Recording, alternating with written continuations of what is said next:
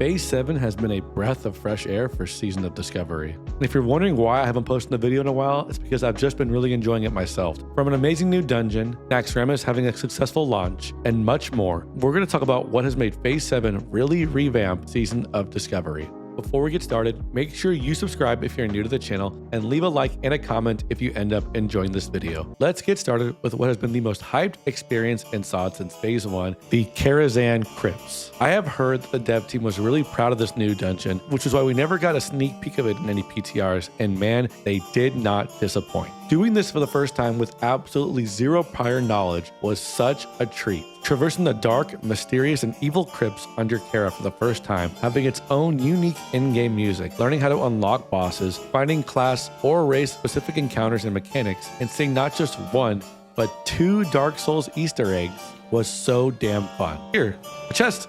I want some level 35 potions, please. Oh my god, hello?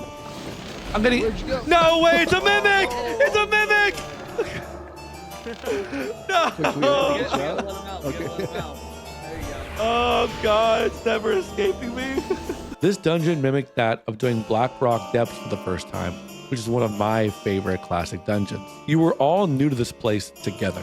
My first Kara run took about maybe 3 or so hours, which is like the same amount of time it took for us for our progression raids from the previous phases. And we weren't complaining either. We had a lot of fun in those 3 hours. The attunement quest itself was also fun, except, and I don't know why Blizzard keeps doing this, putting an NPC that you need to talk to that runs away and respawns. You have to wait and it builds a long line. Let's just stop adding that in large MMOs. And I think everybody will be happy. But speaking of that NPC, it was really cool to see a returning character such as Harrison Jones make a cameo in Season of Discovery. It was also very enjoyable to not learn about all the secrets you did in just a couple of runs and having to use the community to help you find out more secrets that you didn't unlock yourself. This dungeon really is the epitome of an MMO experience, and Blizzard really nailed it. Unfortunately, it did come with its fair share of bugs, such as the Dark Rider not respawning during his intermission phase, and Karen's book not spawning from a boss kill, not correctly activating one of the crystals in his room. And unfortunately, those are pretty big bugs to encounter because those are the last 2 bosses in the dungeon. I will say though, the biggest mistake of this dungeon was not putting in the original Karazhan music in the opera room. I felt like that would have been such easy fan service for TBC lovers. But overall, what an experience and journey the Karazhan Crypts was, and I hope to see more of this in future seasonal or classic unique servers. Next, let's talk about Naxxramas. Let's first talk about how smooth this release was, especially compared to its previous endgame raid releases. As of now, I think I can count on one hand the amount of bugs I've heard being reported, and I personally haven't experienced any of those so far. Although I'm not a super fan of just clicking an item to activate a hard mode, and I would much rather see something along the lines of how Ulduar's hard modes were handled and designed, it's been such a breath of fresh air to actually see progression in a classic game.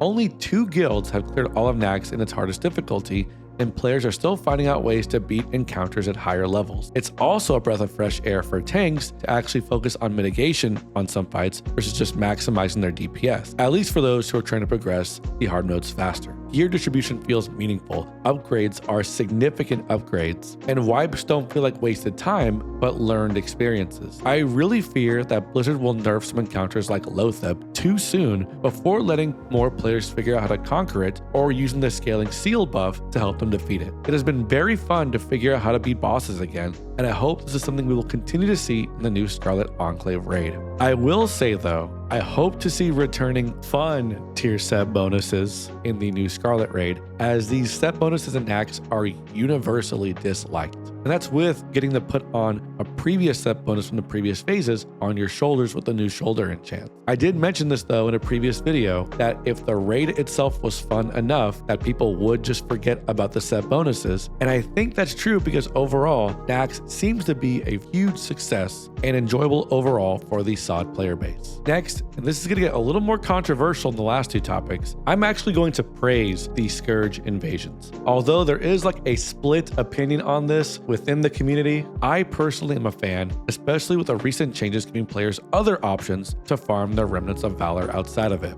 But the Scourge Invasion has brought more activity and life into the open world versus anything else in SOD. And if you're in a PvP server, it definitely has revived large-scale fights in Azeroth. Fighting over crystals and invasion spots is really fun. More so though if you're on the winning side, not if you're on the losing side. I know that feeling forced to farm something like the Remnants of Valor cannot be fun, but at one point last week there were 8 layers on Crusader Strike NA, and we healthily bounce around 2 to 5 outside of that. So whether you like them or not, the invasions have brought back a lot of life to SOD outside of raiding. And along with all this, I really am a fan of the quick changes from the devs that the community has provided feedback to, like Remnants of Valor dropping from undead dungeons now like Kara, Strat, and Skolo, allowing the relics in Kara to be spotted a lot easier, changing the repeatable remnant quest loot from a clickable object to a tagged mob, increasing Blood of Hero spawns, and adding Brother Lectus, the quest turn informants, to be in every invasion spot. Overall, Phase 7 has been extremely fun, and I personally have enjoyed it more